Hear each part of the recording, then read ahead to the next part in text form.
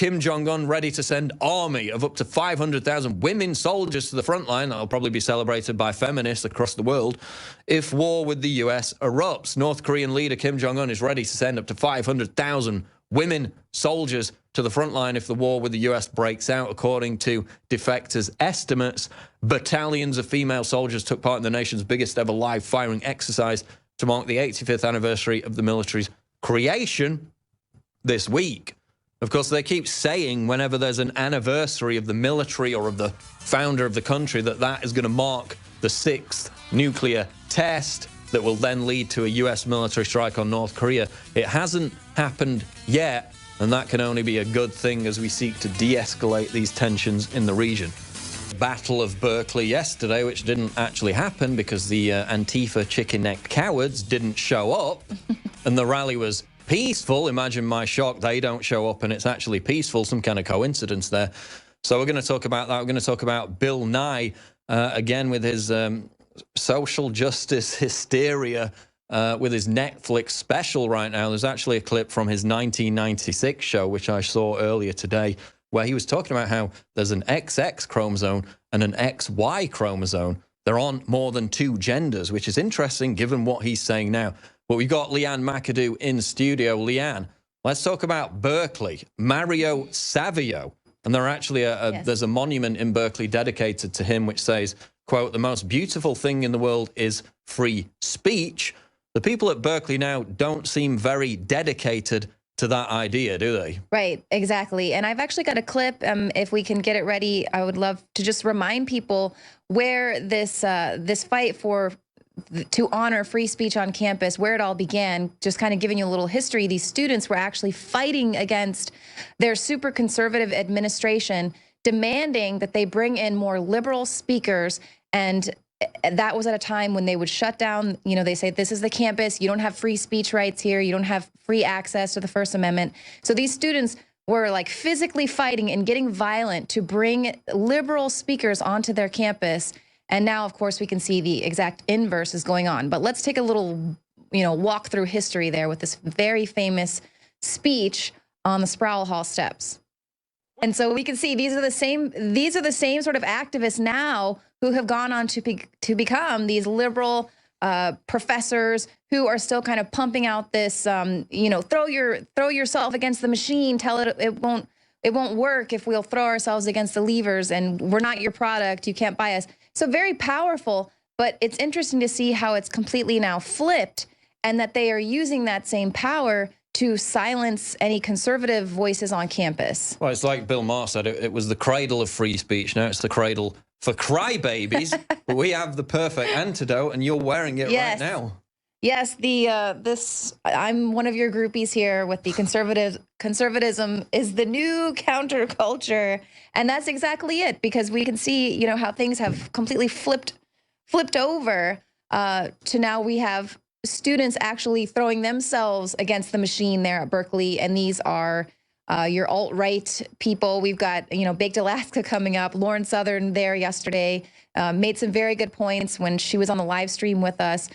Just that this is so important for people to stand up for the First Amendment, regardless of what side of the issue you're on, because it affects all of us. And it's not about aligning yourself to a certain political party or a certain president, because presidents, they come and they go.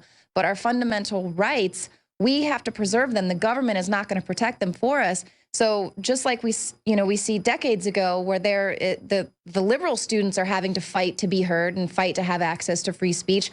Well, now it's flipped, and it's gone the other way now. Conservatism, that's the new counterculture.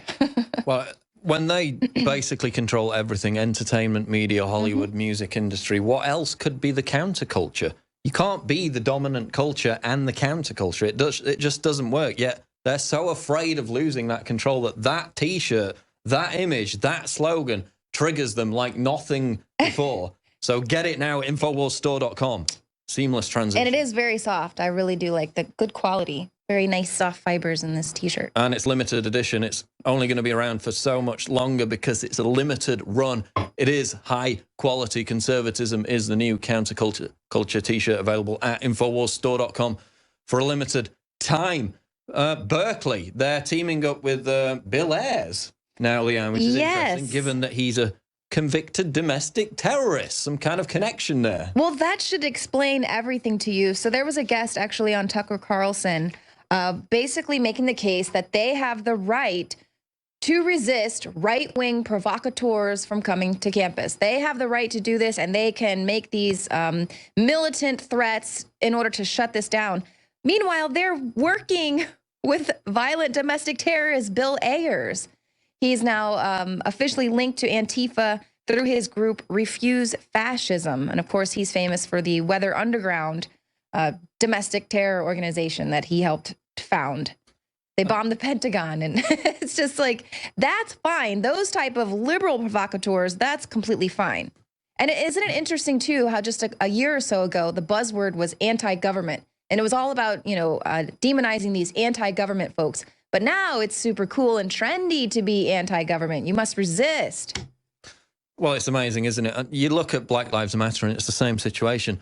It's okay to be violent and radical if you're on the left, and the media will legitimize it. They will authenticate it, and they won't call out, they won't disavow their fringe extremists. Like, we've never denied that the right or conservatives, whatever, have fringe extremists. We disavow them. They don't. They encourage them. Now they're working with the convicted domestic terrorist, Bill Ayers.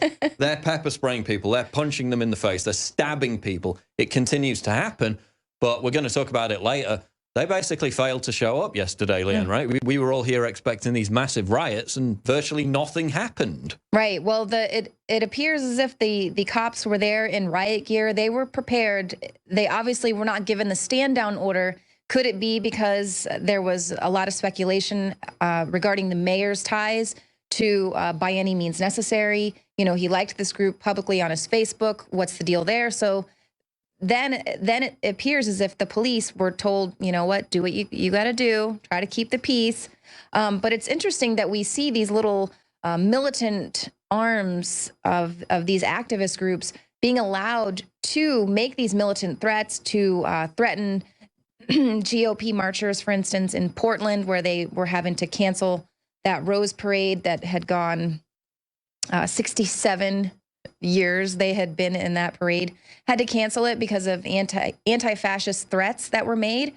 So then they were like, felt really empowered. Like, anyone who says violence doesn't work, or violence, militant threats don't work, well, see how powerful we were and effective we were. We were able to shut down Milo and Coulter, now the Portland Rose Parade. They're going to come target every single event that they possibly can.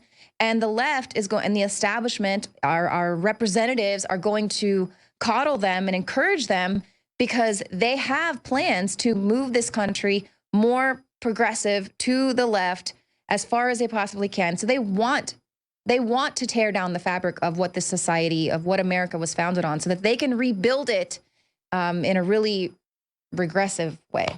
Exactly. And of course, YAF, this conservative group who basically cucked out and said we can't provide security for Ann Coulter, they need to take some of the blame, because that was easy enough to pull out. They could have crowdfunded it, so they're rightly being criticized. That's why Ann Coulter had to pull out of her speech.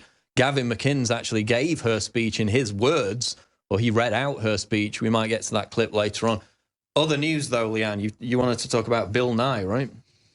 Yes. Well, and this is something that's interesting as well. Ben Shapiro is trademarking it, the science, because it's the new science of the left. It's this cult, this religion of the left is their science that they've got. So now Bill Nye, you know, it's not enough that he's got his gender spectrum music that he's put out, but now he's also suggesting that in order to save the world from climate change, we might want to punish people in developed countries for having too many children.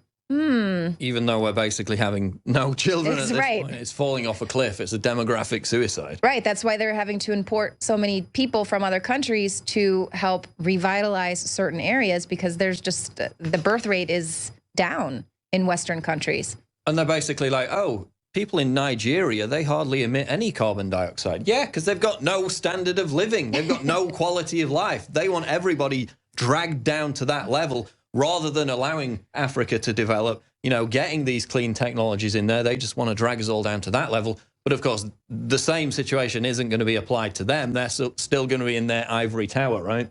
Right. And this is, I mean, and this is what is just so insane. Bill Nye is not a scientist, okay? He's a comedian. Why is he being paraded out to teach us now about the gender spectrum? My Sex Junk is the music video. And then now basically putting this out there, which young people are going to, I know I got really propagated with this when I was in school about how, well, you know, we probably shouldn't have kids, maybe just one, because the planet is reached capacity and we have to save the planet, so don't have children. I mean, what is this globalist agenda here, and why Bill Nye of all people? Who is this guy?